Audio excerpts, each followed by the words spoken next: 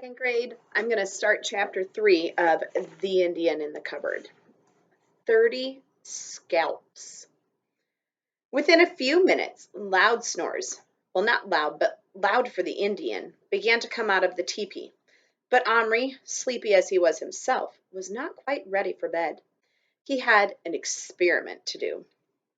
As he had figured it out so far, the cupboard, or the key, or both together, brought plastic things to life. Or if they were already alive, turned them into plastic. There were a lot of questions to be answered, though. Did it only work with plastic? Would, say, wooden or metal figures also come to life if shut up in the cupboard? How long did they have to stay in there for the magic to work? Overnight? Or did it happen right away? And another thing, what about objects? The Indian's clothes, his feather, his knife, all had become real. Was this just because they were part of the original plastic figure? If he put, well, anything you like, the despised plastic teepee, for instance, into the cupboard and locked the door, would that be real in the morning? And what would happen to a real object if he put that in? He decided to make a double trial. He stood the plastic Indian tent on the shelf of the cupboard. Beside it, he put a matchbox car. Then he closed the cupboard door. He didn't lock it. He counted slowly to 10. Then he opened the door. Nothing had happened. He closed the door again, and this time locked it with his great-grandmother's key. He decided to give it a bit longer this time, and while he was waiting, he lay down in bed.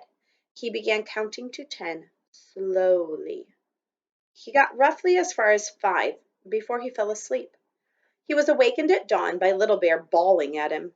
The Indian was standing outside the felt teepee on the edge of the table, his hands cupped to his mouth as if shouting across a measureless canyon. As soon as Omri's eyes opened, the Indian shouted, "They come! Why you still sleep? Time eat, hunt, fight, make pictures." Omri leaped up. He cried, "Wait!" and almost wrenched the cupboard door open. There on the shelf stood a small teepee made of real leather. Even the stitches on it were real. The poles were twigs tied together with a strip of hide. The designs were real Indian symbols put on with bright dyes. The car was still a toy car made of metal, no more real than it had ever been. "It works," breathed Omri, and then he caught his breath. "Little Bear!" he shouted. "It works! It works! I can make any plastic toy I like come alive, come real. It's real magic. Don't you understand? Magic!" The Indian stood calmly with folded arms, evidently disapproving of this display of excitement. "So? Magic. The spirits work much magic. No need wake the dead with howls." Omri hastily pulled himself together. Never mind the dead, it was his parents he must not wake.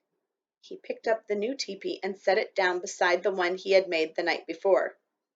"Here's the good one I promised you," he said. Little Bear examined it carefully.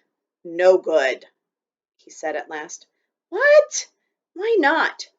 "Good teepee, but no good Iroquois brave. See?" He pointed to the painted symbols. "Not Iroquois signs, Algonquin. Little Bear sleeps there. Iroquois spirits angry." "Oh," said Omri, disappointed. "Little Bear like Omri teepee. Need paint. Make strong pictures. Iroquois signs. Please spirits." Omri's disappointment melted into intense pride. He had made a teepee that satisfied his Indian. "It's not finished," he said. "I'll take it to school and finish it in handicrafts lesson. I'll take out the pins and sew it up properly. Then, when I come home, I'll give you poster paints and you can paint your signs." "I paint, but must have Longhouse. Teepee no good for Iroquois." "Just for now?" Little Bear scowled. "Yes, but very short. Now, eat." Yes. What do you like to eat in the mornings?" "Meat," said the Indian immediately. "Wouldn't you like some bread and cheese?" "Meat." "Or corn? Or some egg?" The Indian folded his arms uncompromisingly across his chest. "Meat," said Omri with a sigh. "Yes, well, I'll have to see what I can do. In the meantime, I think I'd better put you down on the ground." "Not on ground now?" No, you're high above the ground. Go to the edge and look, but don't fall. The Indian took no chances. Lying on his stomach, he crawled, commando fashion, to the edge of the chest of drawers and peered over. Big mountain, he commented at last. Well, but it seemed too difficult to explain. May I lift you down? Little Bear stood up and looked at Omri measuringly. Not hold tight? He asked. No, I won't hold you at all. You can ride in my hand. He laid his hand palm up next to Little Bear, who, after only a moment's hesitation, stepped onto it and for greater stability sat down cross-legged. Omri gently transported him to the floor. The Indian rose lithely to his feet and jumped off onto the gray carpet. At once he began looking about with suspicion. He dropped to his knees, felt the carpet, and smelled it. Not ground, he said. Blanket. Little Bear, look up. He obeyed, narrowing his eyes and peering.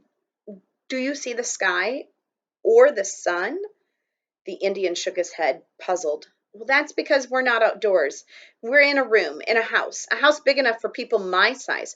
You're not even in America. You're in England. The Indian's face lit up. English? Good. Iroquois fight with English against French. Really? Said Omri, wishing he had read more. Did you fight? Fight? Little Bear fight like mountain lion. Take many scalps. Scalps? Omri swallowed. How many? Little Bear proudly held up all 10 fingers. Then he closed his fists, opening them again with another lot of 10. And another. I don't believe you killed so many people, said Omri, shocked. Little Bear not lie. Great hunter, great fighter. Any white scalps? Omri ventured to ask. Some. French. Not take English scalps. Englishmen friends to Iroquois. Help Indian fight Algonquin enemy. Omri stared at him. He suddenly wanted to get away.